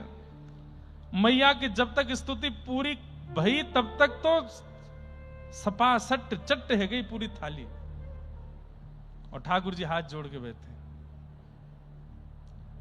अरे लाला सबरे लड्डू कहां चले गए? मैया जाकू भोग लगाया वही खा गए हो। अरे हम बे ये गणेश जी थोड़ी पा। अरे मैया देख तो सही। सोई ठाकुर जी उठ के गए, गणेश जी के पेट पे हाथ धर के बोले, देखो लंबोदर सबरे लड्डू यहीं में धरे भीतर। मैया मैं और तू तो आंख बंद करके बैठे, जो सूंढते सबरे लड्डू उठा उठा के खाए गए। गणेश जी बड़े प्रसन्न हो रहे हैं, बड़े सुख में आ रहे हैं, जय जय कैसी लीला कर रहे हैं। मैया बोली, लाला तू सुधर जा, बस तेरे हाथ पांव जोड़ रही हूं, तू सुधर जा। ठाकुर जी बोले, मैया सुधर जाऊंगा। बोले मुझको अवसर दे दे इन गोपीन के आगे बोलवे को, मैं काउदना कह दूंगी देखो मेरो लाला। और अवसर आया इंद्रमान मर्दन का। गोवर्धन पूजा कराने के लिए जब ठाकुर जी गए और इंद्र का मान मर्दन करने के लिए 7 वर्ष के ठाकुर जी ने 7 कोस लंबे चौड़े गिरिराज पर्वत को अपनी बाम हस्त की कन्नी उंगली के नख पर धारण किया। और इतने बड़े गिरिराज पर्वत को जब ठाकुर जी ने धारण किया, ब्रजवासियों ने छड़ी लगा दी। ठाकुर जी ने कही, छड़ी क्यों लगाई? बोले गिरिराज जी नीचे आ जाएंगे, छड़ी हटा देंगे तो। ठाकुर जी बोले, तो मैं अपनी उंगली हटा लूं? बोले हटा लो। ठाकुर जी ने उंगली नीचे करी तो सबकी छड़ियां टूट गई, गिरिराज जी नीचे आने लगे। अंत में यह प्रमाणित हो गया कि लाला की ही उंगली पे गिरिराज जी टिके। मैया ने की ठाकुर जी बोले, मैया यहां पे आ, इतकू आ। मैया बोली, हाँ लाला, देख तेरे लाला ने 7 कोस लंबो चौड़ो गिरिराज पर्वत उठा लियो। मैया कार्य क्रिया तो मैंने बहुत करी, पूतना मारी, अघासुर मारो, धेनुकासुर मारो, कालिया नाग मारो, पर वो सब क्रिया करते समय ब्रजवासी ने देखो नहीं, पर अब सब देख रही हैं। सबरी गोपी जिनने तो को परेशान क्यों, सब खड़ी हैं यहाँ पे, और मैं गिरिराज धारण करके खड़ा हूं। मैया अब तू बोल। और अब ठाकुर जी के सामने यशोदा मैया कहते जसोदा और न आगे, कहते यशोदा और न आगे, वैभव आनंद कंद को, वैभव आनंद को, खेलत फिरत गोप बालक संग, खेलत फिरत गोपाल संग, ठाकुर परमानंद को,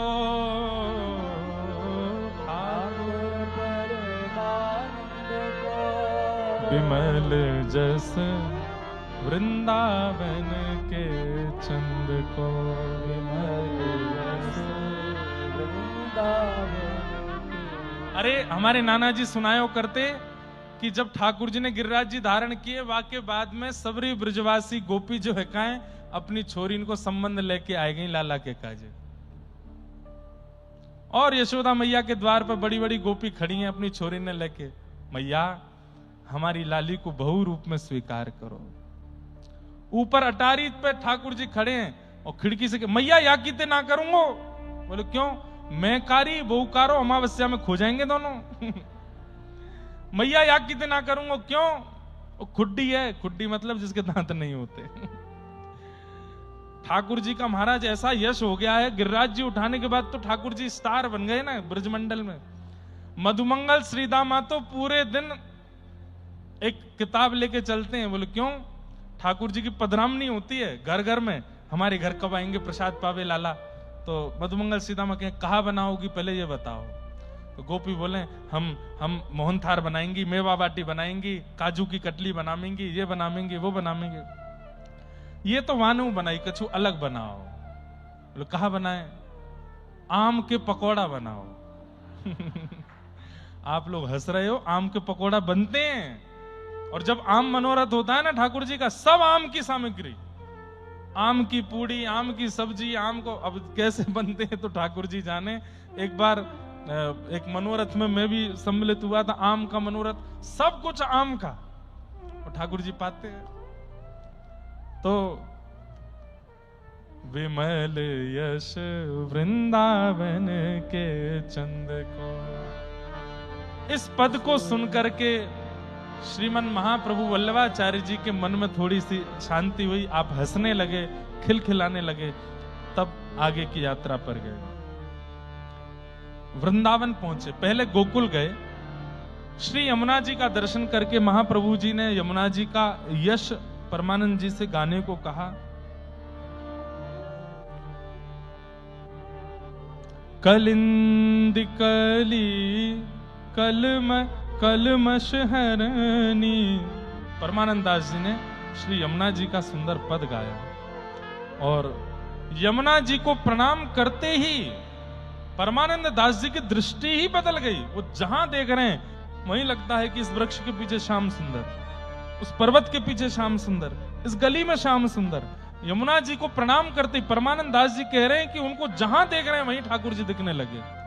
गोकुल की गली गली में ठाकुर जी का अनुभव होने लगा। आज ये स्थिति है, लोग बाग राधा रमण जाते हैं, राधा वल्लभ जाते हैं, बिहारी जी जाते हैं, यमुना जी नहीं जाते, प्रणाम नहीं करते। हमने बार बार कहा वृंदावन के पंचायतन हैं, रज को प्रणाम, वृक्षों को प्रणाम, ब्रजवासियों को प्रणाम, और यमुना जी को प्रणाम, और गोपेश्वर महादेव को प्रणाम। ये पंच प्रणाम पहले करो, उसके बाद किसी मंदिर में जाओ। ये अधिकार प्रदान करते हैं व्रज को देखने का। इनको प्रणाम किए बिना कैसे आप जा सकते? आप इनको प्रणाम नहीं करते, इसलिए दोष से दर्शन करते हैं, दोष आ जाता है दर्शन में। आहा, आपने जाकर के नवनीत प्रियालाल जी का दर्शन किया, खूब सुंदर। नवनीत प्रियालाल जी के दर्शन करके आपने वहां पर भी खूब सुंदर सुंदर भाव पद गाए। तत्पश्चात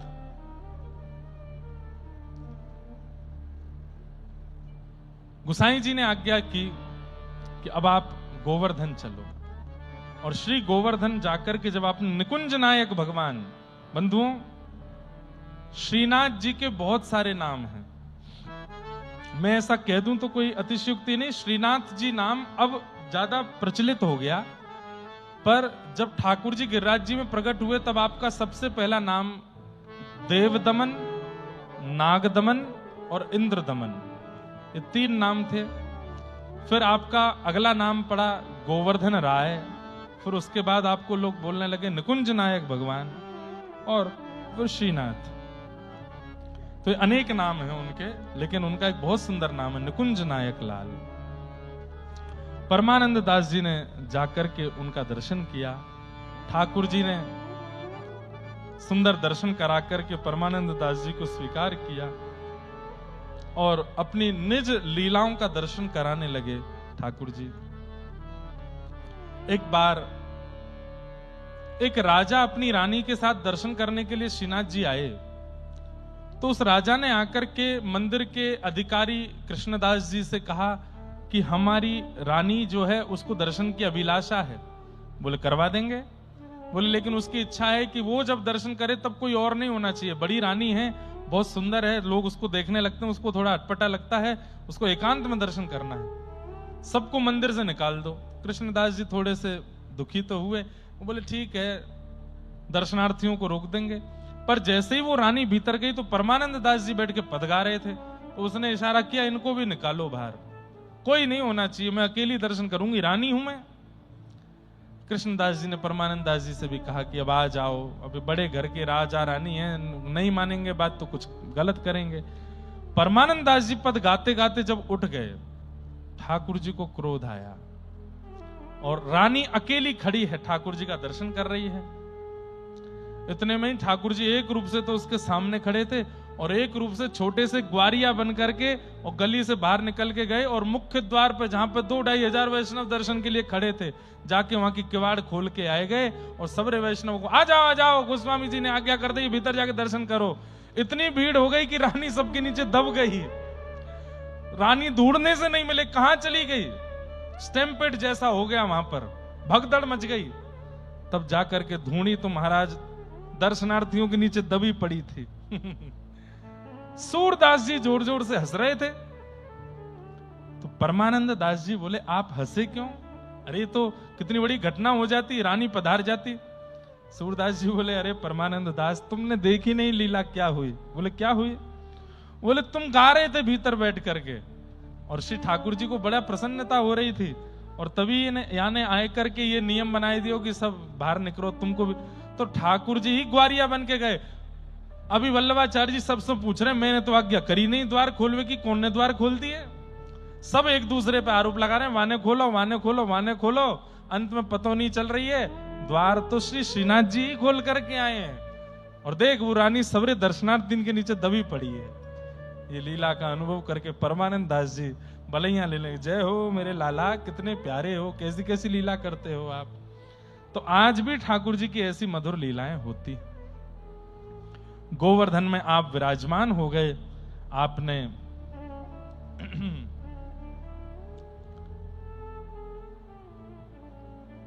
एक दिन सुरभि कुंड पर आप रहते थे, आज भी परमानंद दास जी की भजन कुटी सुरभि कुंड पर है। तो एक दिन सूरदास जी, कृष्णदास जी और कुंभन दास जी सब परमानंद दास जी से मिलने के लिए, नए नए आए थे ना गोवर्धन में, तो मिलने के लिए गए। आप वहां बैठे थे, सब अपने अपने मन के भाव सुना रहे थे।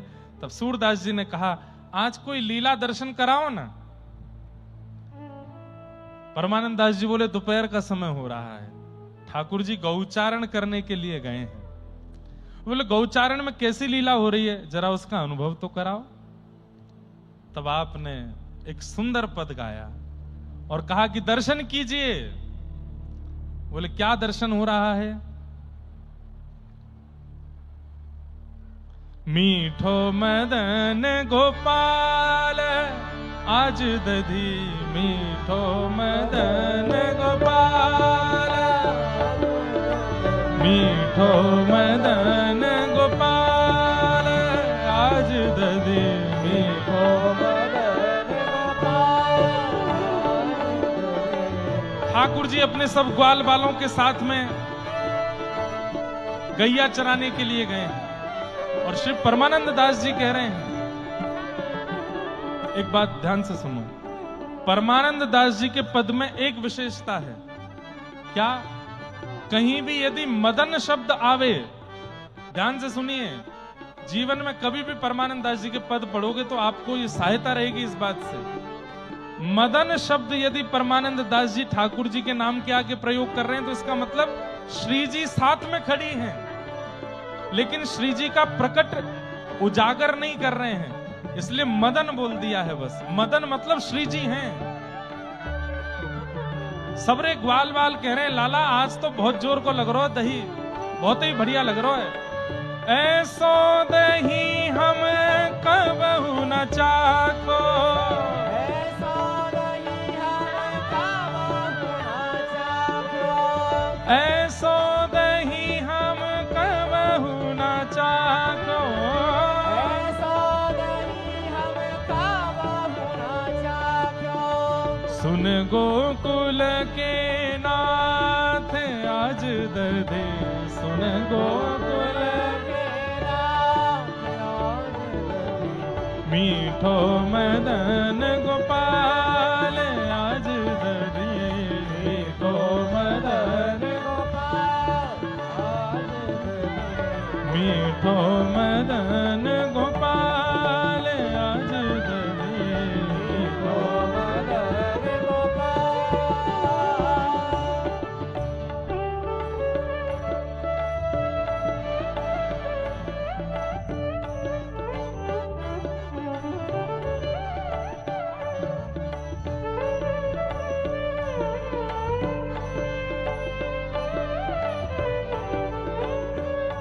करताल बजा के गाओ।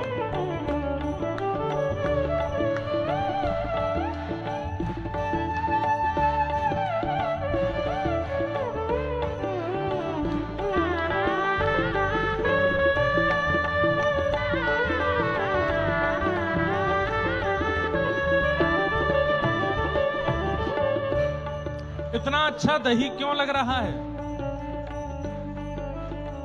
क्योंकि दही लाने से पहले ठाकुर जी निकुंज में गए थे और श्री प्रिया जी और ठाकुर जी दोनों का अधरामृत मिश्रित है। बड़ी कथा है, वो नहीं सुनाऊंगा अभी। दोनों के अधरामृत से युक्त है वो दही। सबरे ग्वाला नेक चके कहें, लाला ऐसो दही हम कबहू ना चाखो, इतना बढ़िया दही तो पहले कभी मिलो नहीं, ऐसो कहाँ यहाँ दही में। ठाकुर जी बोले, पूछवे में समय मत गवाओ, बस पाओ। सब ब्रजवासी गए और सुंदर सुंदर पत्रों के दोना बना बना करके लाए और खूब प्रेम से पाने लगे। लेकिन कई ब्रजवासियों को दोना नहीं मिले, दही पाने को नहीं मिला, तो ठाकुर जी ने क्या कहा, पूरे मटके में अपना हाथ घुमा करके और नीचे से ऊपर तक सारा दही सान करके और ऐसे हाथ करके ठाकुर जी बैठ गए। जो नहीं पायो सुनो मेरे भैया, जो नहीं पायो सुनो मेरे भैया, जो नहीं पायो सुनो मेरे भैया, जो नहीं पायो सुनो मेरे भैया। मेरी हथेली चाट आज दधी, मेरी तेरी चाट सूरदास जी बैठ करके सुन रहे हैं और अपना सिर पकड़ के कह रहे हैं, अरे ऐसे भाव तो कभी हमारे चित्त में भी नहीं आए। बोले सबरे ग्वाला ठाकुर जी के हाथ को चाट रहे हैं, कोई अंगूठा चाट रहा है, कोई उंगली चाट रहा है, कोई पीछे से चाट रहा है, सब चाट रहे हैं और ठाकुर जी प्रेम से चटवा रहे हैं। आज दधी मीठो मदन गोपाल,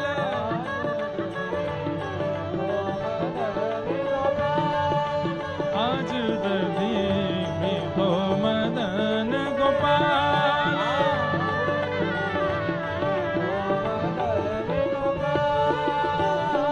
हे आपुन खात खवाबत ग्वालन,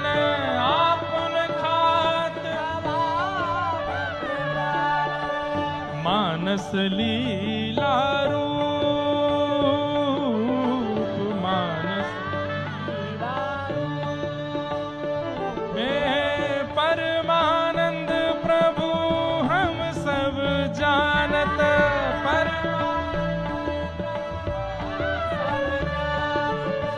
तुम त्रिभुवन के भूप आज दले तुम त्रिभुवन के मीठो मदन गोपाल आज दले मीठो मदन जो नहीं पायो सुनो मेरे भैया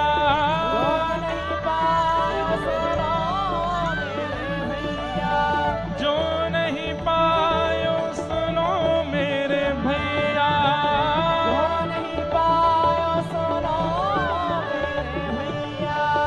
मेरी हथेली चाट आज हरी मेरी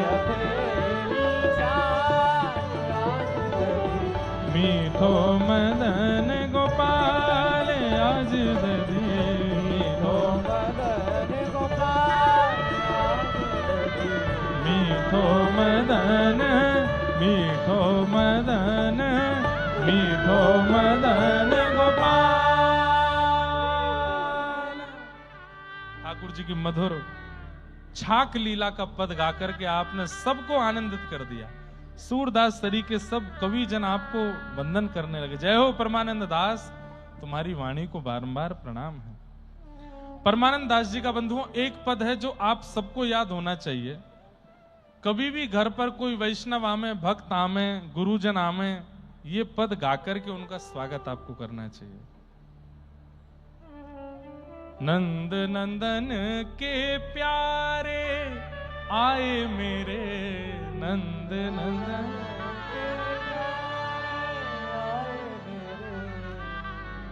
माला तिलक मनोहर बानो माला तिलक त्रिभुवन के उजियारे आए मेरे त्रिभुवन प्रेम सहित उर बसत निरंतर प्रेम सहित उर बसत ने कहूँ टरत नटारे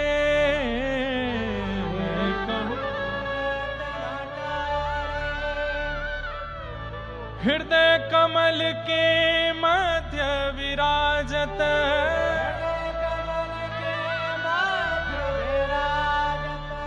श्री व्रजराज दुलारे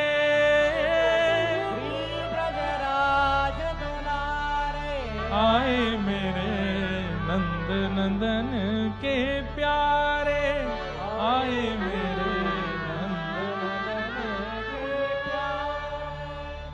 कहा जानो कौन पुण्य उदय भयो कहा जानो कौन पुण्य उदय कहा जान कौन पुण्य उदय भयो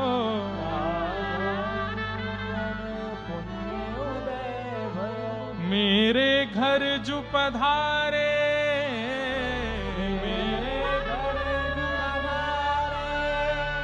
परमानंद करत न्यो छावर परमानंद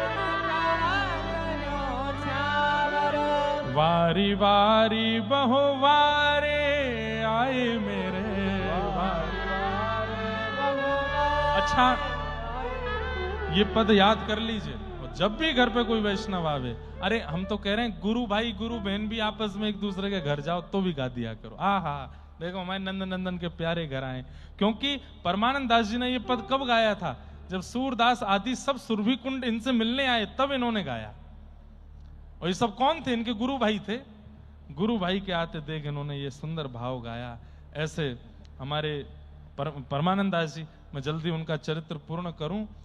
सूरदास जी ने आपसे एक दिन पूछा, आपने पूरी व्रजलीला का दर्शन किया, इस व्रज में सबसे उचित प्रेम आपको किसका लगता है? नंद बाबा का, यशोदा का, बलराम जी का, रोहिणी मैया का, ग्वाल बालों का, गैयाओं का, यमुना जी का, गोपियों का, संतों का? किसका प्रेम सर्वोत्तम है?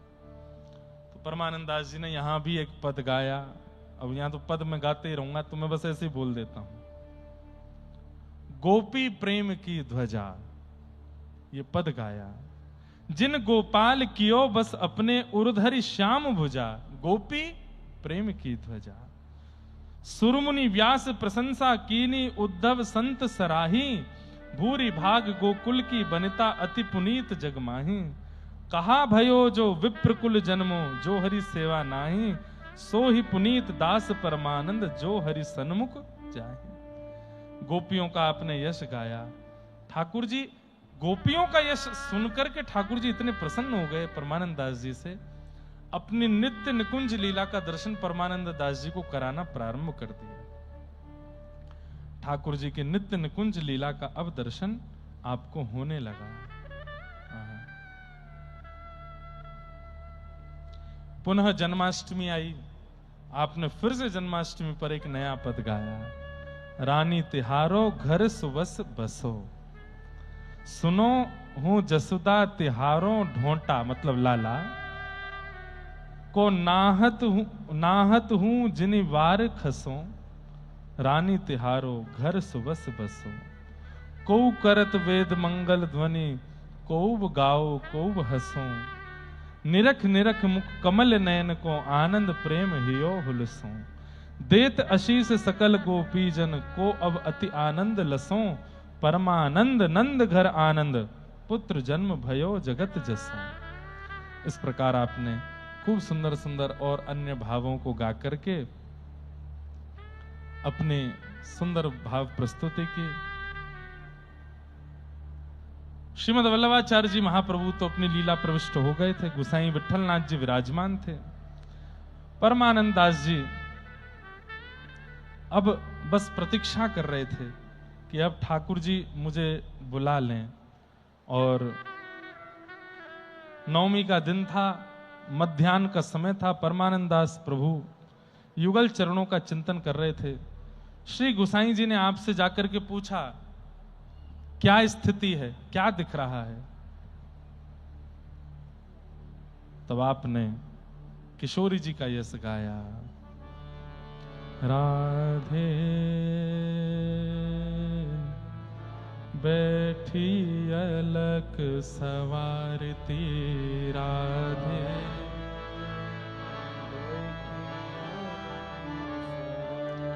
मृगनैनी कुसुमायुध कर धरी, मृगनैनी कुसुमायुध कर, नंद सुवन को रूप विचारती, नंद सुवन को रूप विचारती, राधे बैठी अलक सवारती, राधे।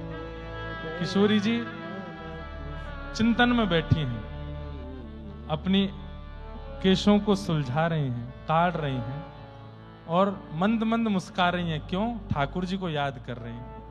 कैसे चलते हैं, कैसे हंसते हैं, कैसे बैठ जाते हैं, कैसे बोलते हैं श्याम सुंदर, सब चिंतन करके किशोरी जी अपने केस सुलझा रही हैं। और परमानंद दास जी को अपने अंतिम क्षण में वो दिख रहा है। दर्पण हाथ श्रृंगार बनावती, दर्पण हाथ श्रृंगार बनावती, बासर जुग समटारती, राधे बासर जुग समटारती, अंतर पीत श्याम सुंदर सो, अंतर प्रीत हरि संग केली संभारती, राधे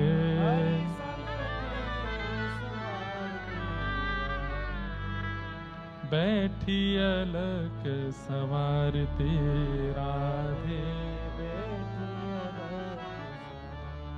बासर गत रजनी व्रज आवत, बासर रज हे बासर गत रजनी व्रज आवत, बासर गत मिलत गोवर्धन प्यारे, मिलत गोवर्धन परमानंद स्वामी के संग में,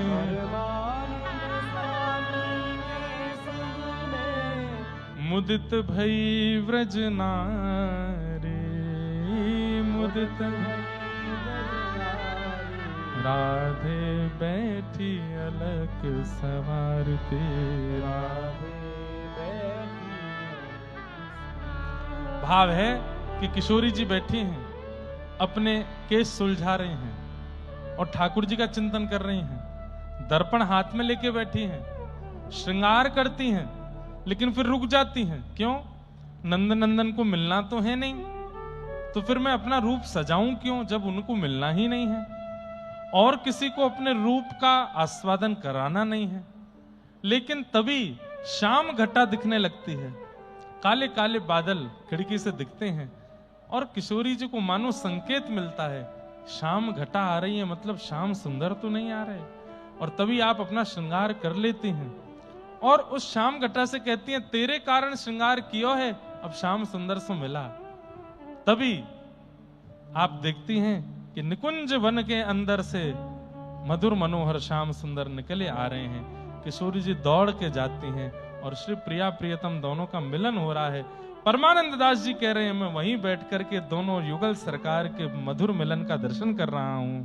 और ऐसा कहते हुए श्री परमानंद दास जी नित्य लीला में प्रविष्ट हो गए।